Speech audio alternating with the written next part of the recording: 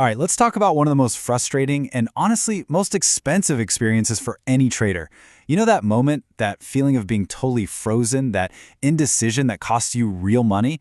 Well, today we're going to pull back the curtain on the two hidden psychological forces that cause this hesitation. And more importantly, we're going to talk about how to beat them. So, let me just start with a question for you. Think about your own trading for a second. What do you think is the single most expensive mistake you can make? Now, most people would say, a bad trade or a wrong call. But what if the real thing, the thing that secretly drains your account more than any single loss, is something else entirely?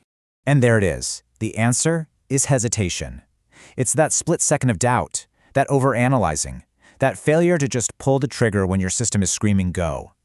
That inaction, that paralysis, is so often way more destructive than just making a decision and managing it, even if it's the wrong one.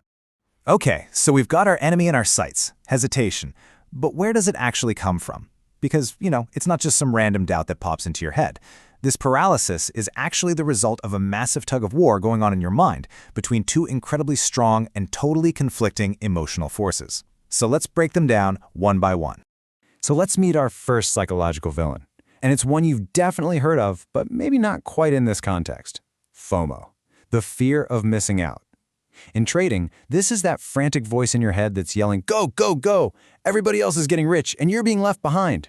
It's the force that creates this insane sense of urgency. And here's the thing about FOMO. It's not just a fear, it's an emotional response that completely short-circuits your logic. It's what pushes you to chase a chart that's already taken off, to jump into a trade without doing your homework. It basically convinces you that patience, which should be your superpower as a trader, is actually a weakness. And you can probably feel this in your own trading.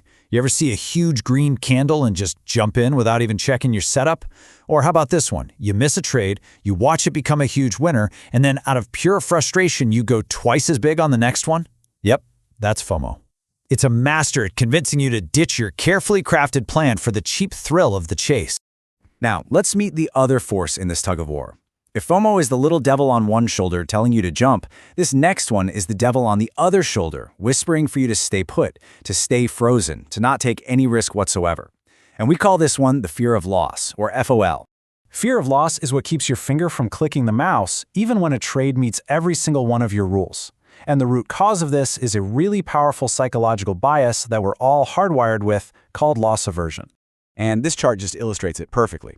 For our brains, the psychological pain of losing $100 is roughly twice as intense as the pleasure of gaining $100. Let that sink in. Your brain is naturally designed to avoid pain way more than it is to seek pleasure. And that means you're programmed to overemphasize the possibility of a loss, even when the odds are actually in your favor. So what does this actually look like? Well, it's that moment you see the perfect setup, but you just can't bring yourself to click the button. You start looking for one more reason not to take the trade, one extra little confirmation. Or maybe you shrink your position size down so small that the trade is pointless anyway. You essentially analyze the opportunity to death, all because your brain is screaming danger. Okay, so we have FOMO pushing us to be reckless, and we have FOL pushing us to be paralyzed. Now, on their own, they're bad enough, but their true destructive power gets unleashed when they start working together, creating this vicious psychological trap.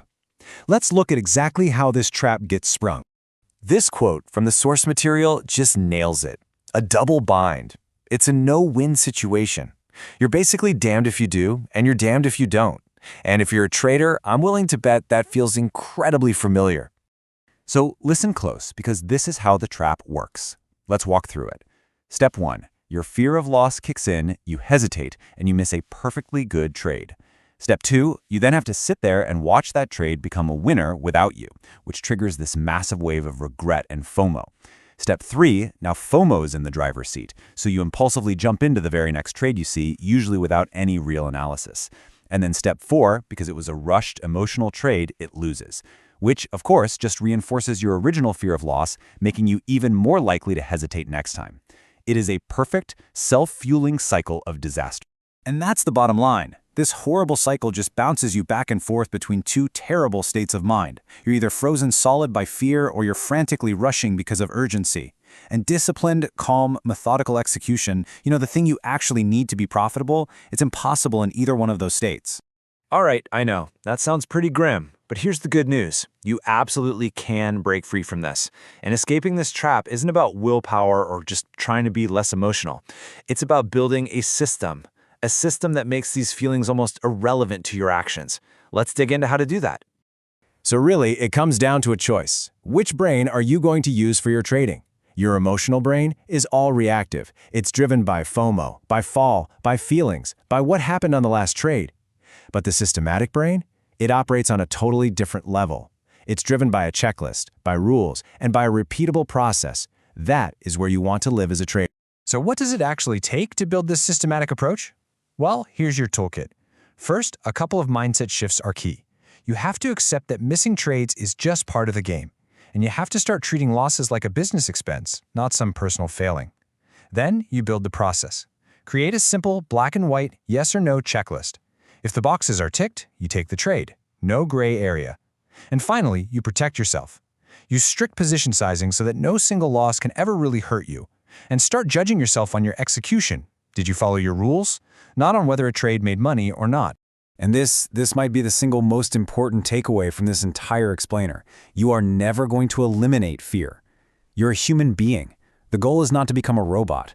The goal is to build a system that is so clear, so mechanical, that it removes the empty space, it removes the gray area where hesitation and doubt have room to grow. Your system makes the decision for you. And we'll end on this really powerful thought.